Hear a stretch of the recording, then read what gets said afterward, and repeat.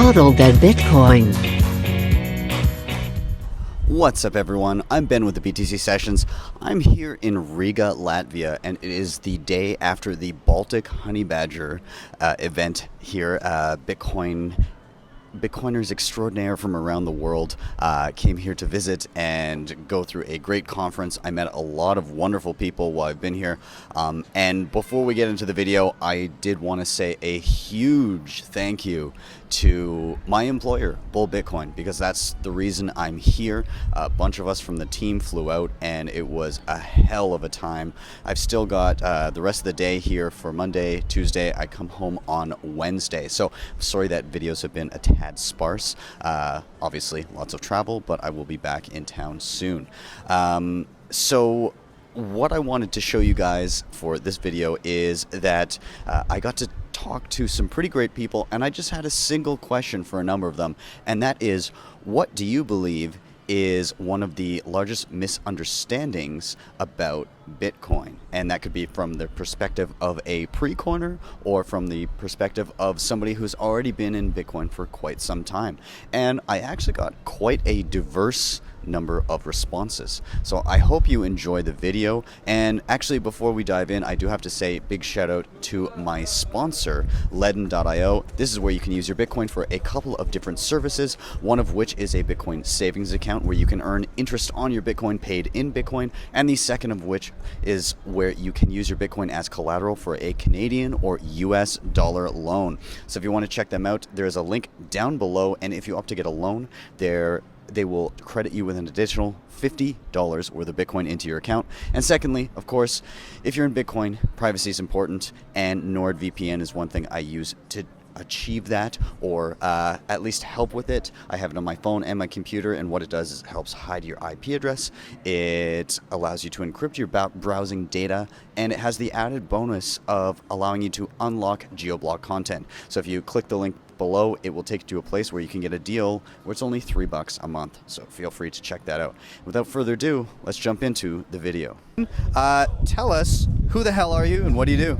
I'm some guy. No, I had that badge over here the other night at a banking conference or at a meetup. But do you know what? I wrote guys so badly that it looked like CUNT, so it looked like something else. Anyway, Alex Svetsky, that's my Twitter tag. I'm from Amber in Australia, and we just help people stack sats really easily. And I wrote this thing. Just check it out. Awesome. I will link to that down below. So I have a single question for you. What is, in your opinion, the most misunderstood thing about Bitcoin? Bitcoin. Yes. Bitcoin. Yeah.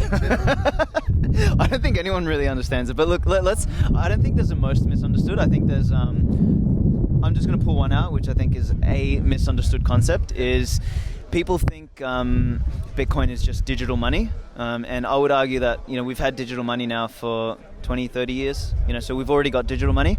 I think the distinction, so maybe this isn't a misunderstanding, maybe it's more a distinction than anything else, but it's that Bitcoin represents sound digital money, and the principles around Bitcoin and its primitives, fixed supply, its unforgeability, the size of the blocks, and all these sort of elements that have evolved over time, Satoshi disappearing, the time when it launched, and all these sorts of things help make it a sound, fixed supply digital money that is scarce, unconfiscatable, uncensorable, and all that sort of stuff. And that's the thing that we've never had before, versus just having digital money. So everything else can sit in the box of digital money, whether that's fiat shitcoins or whether that's altcoin shitcoins or whether that's anything fucking else, whereas Bitcoin stands alone as sound, fixed supply digital money. And I think that's a really important distinction for people to understand. Awesome. Thank you very much. Easy. Love you long time. All right, so who the hell are you? What do you do? All right, so my name's Hass. I'm a civil engineer by background and actually a practicing civil engineer. So that gives me very good insight into the real world mining and comparing that to Bitcoin mining. Okay, awesome. So I have a question for you, and the question is, what do you believe is the most misunderstood thing about Bitcoin? So getting back to knowing about physical mining, the most misunderstood thing about Bitcoin is the criticism it receives about energy and pollution as a result of Bitcoin mining. So there's a huge amount of misconceptions around that, and hopefully I'll set everyone straight tomorrow afternoon. Awesome. I'm excited for your talk. I will link to you down below. Do you want to let people know where to find you? Yeah. So you can find me on Twitter at @HassMcCook. All of my YouTube channel links and Medium links and all that kind of stuff are on there. Feel free to DM me. Always down for a chat about Bitcoin. And yeah, look forward to catching up. Thank you very much. Who the hell are you? What do you do? Well, my name is Max Hillebrand. I'm an open source contributor to several different projects. I love Bitcoin, breathe it every single day, and do a bunch of stuff here. Awesome. And so I have a question for you. What do you believe is one of the biggest misconceptions about Bitcoin? If you want to say why, you're welcome to go down that tangent too. Well, you often hear that Bitcoin is either very private or that it is very not private, right? And it's somewhat unclear what exactly here is the real thing. This first aspect of pseudonymity, right? You don't have to have your name registered to your Bitcoin address, right? It's just a random number. It's just your private key. That is very good in terms of privacy, right? But then on the other hand, there are other negative aspects of the privacy, and that is of course a transparent transaction history, right? So there's a clear link of the transactions of a different cluster, and then the skill is to not link your real identity to that cluster. And here is where it's really nuanced and where these misconceptions really have to be cleared up. Awesome. Is there any good resources you think people should go to start learning about privacy and perhaps trying to partake in it? Oh, absolutely. There is on the Bitcoin Wiki a privacy page that is written by Chris Belcher, and that is fantastic. Really, it has everything, and I mean everything, that you need to know about the privacy of Bitcoin. That is a phenomenal research. Then I would also recommend the Join Market blog, which is written by Adam Gibson, Waxwing, and he is a prolific writer who has a phenomenal understanding of the code and the technical side, and a great skill of teaching. And I would also recommend the Wasabi wallet documentation. And here, that is something that I contribute to quite a bit, where I explain specifically the nuances of how to use Wasabi in the context of reclaiming your privacy. Awesome. Well, Max, thank you very much. Well, thank you for joining me here. Who the hell are you, and what do you do? I'm Staticus, and I'm known on Twitter as like a full node maximalist. I think it's super important that we all run full nodes, at least the people that can, and I'm working towards that goal. Awesome. And so I have a question for you, and that question is, what do you believe is one of the largest misconceptions about Bitcoin? And this could be from the perspective of somebody not yet into Bitcoin or somebody that's already been in Bitcoin for a while. I guess the importance of full nodes is generally not like highlighted enough, and I think it should be super easy and just a natural thing to do. Many people at the moment run full nodes for Lightning, but I think they really should use the power it gives you also for on-chain transactions. And so can you, in a brief summary, what is the importance of running a full node versus just downloading a wallet onto your phone and that being fine? I guess there are two aspects. The first one is security. You don't want to trust anybody to tell you what actually happened on the blockchain, because you can do whatever you want, but in the end you're like trusting an API that tells you, well, you got the funds or not. So that somehow, I don't think that's totally against Bitcoin ethos. And the second one is like privacy. So not many people think about how much information, financial information and personal information they leak if they're sending Bitcoin just through an API that basically knows everything that you own. Wow. So basically, if you've just got a simple wallet on your phone, you are, even if it hasn't been linked through like buying at a KYC exchange, you're still leaking a fair amount of information about yourself. Yeah, I mean, you're basically giving up your extended public key, and that allows everybody who looks up the blockchain for you to collect all the addresses that you ever used with that public key. So you're basically doxxed, at least in combination with your IP address. So that's really not good to do. So run a fucking node, people. Holy shit. Do. So- Not that hard, and we're working towards that, make it even easier. So where can people find your work? On Twitter, I'm Staticus3000. I work at Shift Crypto Security, and we're having the Bitbox base project building full nodes. It's shiftcrypto.ch. You can find everything there. Awesome. Well, thank you very much. You're welcome. Thanks. Who the hell are you, and what do you do? Wow, that's a very difficult question. I am Mir, I'm in Riga right now for the conference, and usually I troll people on Twitter, and well, I work helping people who really are helping Bitcoin. This is my job, and I have a little one, baby BTC, to take care of. Awesome, awesome. So my question to you is, what do you believe is one of the biggest misconceptions about Bitcoin? Well, I don't want to give you a negative perspective, but I think that at the beginning people are very scared of Bitcoin, but then they reach a point when they are too much enthusiastic about. So they think that Bitcoin is super easy, super fast, super efficient, and Bitcoin is not. So I think it's very important to work to give people the right perspective and to make them work for Bitcoin all the time, because we are at the early stages of Bitcoin. So you want people to be Bitcoin realists? Yes, absolutely. That's a great definition. Yeah. Awesome. Well, thank you very much. Thank you. Who the hell are you, and what do you do? Hey, I'm Stephen Cole, Bitcoin and Bitcoin startup investor for a few years now, and just general Bitcoin enthusiast. Awesome. And I have a question for you, and that question is, what do you think is one of the biggest misconceptions about Bitcoin? One of the biggest misconceptions about Bitcoin, I would say a big misconception, and something that it took me a long time to understand when learning about Bitcoin, is whether or not merchant adoption is critical yet. So I think when people think of money, they think of payments and paying for things, right? And so the first thought when you hear about this new magic internet money, it's like, where can I spend it? Can I, spend it at Amazon? Can I spend it at the pizza place down the street?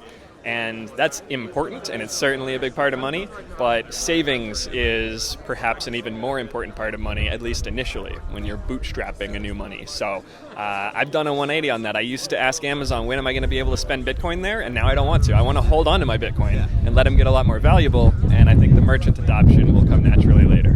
I like that. And actually, to tag on to what you said, when you think about it, in some instances, certain types of merchant adoption can actually have a downward pressure on the price because they're not holding the Bitcoin, right? Exactly, yeah. So if you pay for sushi for lunch in Bitcoin and they are immediately converting that to fiat, then that's some downward pressure on the price. And maybe you're, replenishing your stack behind the scenes, but then it's just kind of overhead for you that's unnecessary. So unless the company is hodling, then, think before you give them your precious Bitcoin. Awesome. Well, thank you very much. Yeah, cheers. Thanks. Who the hell are you, and what do you do? My name's Stefan. I'm a Bitcoin podcaster, and I also am a co-founder of Ministry of Nodes, which is a Bitcoin education company in Australia. Awesome. So I have a single question for you, and it is, what do you believe is one of the biggest misconceptions about Bitcoin? So I think the deflation one is a big one, right? So it's related to this idea of hoarding, right? So some people think, but if we used the money that was hard to make, Bitcoin, for example's sake, then nobody would spend money and the economy would fall into this deflationary spiral and oh my god, it would be the end of the world. But really, the actual fact is production is structured, and it's not that everything that's being made now is for consumption right now. So if people started delaying their consumption, it just means that they might spend in the future, meaning entrepreneurs would reorient their production such that it would be ready for things in the future. And so that is kind of one way to think about it, rather than thinking, oh no, deflationary spiral, the whole world is over. Really, we should be thinking more like, no, they would reorient their production, and so that saving you might do, it might now be spent in 2 years' time, or you might want to buy products that are longer lasting as opposed to kind of these kind of quick consumption-y sort of goods. And there's just a big misconception around this idea that the economy needs consumption, so to speak, and more consumption is better kind of thing. mining. And yes, obviously there needs to be, like, people do want to consume, but it's ultimately about production. And that's why we, as Bitcoiners, and if we're coming from the more Austrian school of economic thought, we're thinking of it more like the real problem is how do you produce more. And so from our point of view, Bitcoin helps reorient society. Bitcoin fixes this. It helps reorient the production of society into a way that's more long-term sustainable. Yeah. So basically, instead of if somebody is less likely to want to part with their money, then people will be incentivized to create better products to try and get them to part with their money. Right, and also that you just can't delay your consumption forever. We all have to eat. We've got to live under in a house or in an apartment or whatever, and we need clothing and so on. So ultimately, there are certain things that you just can't delay that consumption, and so ultimately, it will just change the type and the structure of that production, not necessarily, oh my god, the economy is going to blow up because we don't have as much consumption as we had before. Awesome. Well, Stefan, thank you very much. Thanks for having me. So first question for each of you is, who the hell are you and what do you do? Hello, I'm known as Bitcoin sign guy, I suppose, in these parts. And you hold signs? I retired. Okay, so no more sign holding then. Yeah, just that one. Okay, great. And who the hell are you and what do you do? I'm Pierre Richard. I've not retired yet. I'm still working on Bitcoin, doing software development. Awesome. Okay, so gentlemen, I have a question for the both of you, and you can take whatever angle you like and ramble as long as you like, but not too long. So the question is, what is one of the biggest misconceptions about Bitcoin? That Bitcoin is a good idea. I think it's in fact a bad idea. We used to trust people at banks with our money, and we already weren't trusting people with very much, and really money was the last thing we were trusting people with. And now we unfortunately don't have to trust people anymore, and now this is just going to be the straw that breaks the camel's back. We'll have no mutual trust, no social bonds throughout the entire human race, and we'll disintegrate and deterritorialize into space. Big problem. Pierre? That's a good point, because we almost got rid of money. We were going to have all of this fiat hyperinflate, and then the Bitcoiners came along and created a new money that's going to replace the fiat, which to me is like completely backwards. We could have gotten rid of money finally, and so it's a huge step back for civilization. But more seriously, I do think the biggest misconception is that people think it's primarily a payment system, when primarily in practice is a savings system. And so it allows people to save more money and incentivize them to do so, unlike the existing. And so the reason we had this misconception is because with traditional fiat, you don't want to hold USD for any period of time. You want to immediately dump it, whether it's for stonks or for bonds. You don't want to hold USD cash. So you're telling me that the killer app will not be Amazon accepting it? Correct. And the reason that Amazon will start accepting Bitcoin is because they don't want to hold USD when people are paying them. They'll want to hold Bitcoin when people are paying them. So that's what's going to drive merchant adoption, is merchants wanting to hold Bitcoin because it's not an inflationary asset. It's not going to be because they're trying to lower their transaction costs on, however many pennies they currently pay to Visa or MasterCard. Fair enough. Well, we'll see how that goes, and I look forward to buying some signs with Bitcoin. Buy some stonks with your Bitcoin. Yeah, stonks as well. Stonks. No, so you're not supposed to give financial advice like that on national television, and this is going to be everywhere. Take it back. I take it back. Funding secured. This is not financial advice. Thank you, gentlemen. Thank you guys so much for watching. Again, if you like what you saw, of course, hit like, subscribe, and share. If you want to help out the show in another way, you can hit either of the links for the sponsors I mentioned down below. And of course, if you really like what you saw, you can always hit my tipin.me page and tip me via the Lightning Network. And finally, I do want to give just one more shout out to the Bull Bitcoin team for bringing me along for the ride. It's been a hell of a time, and it's not over yet. I've still got another day here. So if you're you're in Canada and you're looking to pick up some Bitcoin, or if you're looking to pay your bills in Bitcoin, head over to bullbitcoin.com. And if you want to check out some of the merch that you may have been seeing on social media, you can head over to bitcoinoutlet.com. As you can tell, I've had a couple nights out, so I'm a tad slow. Anyways, thank you guys very much, and I will see you soon again for your daily session.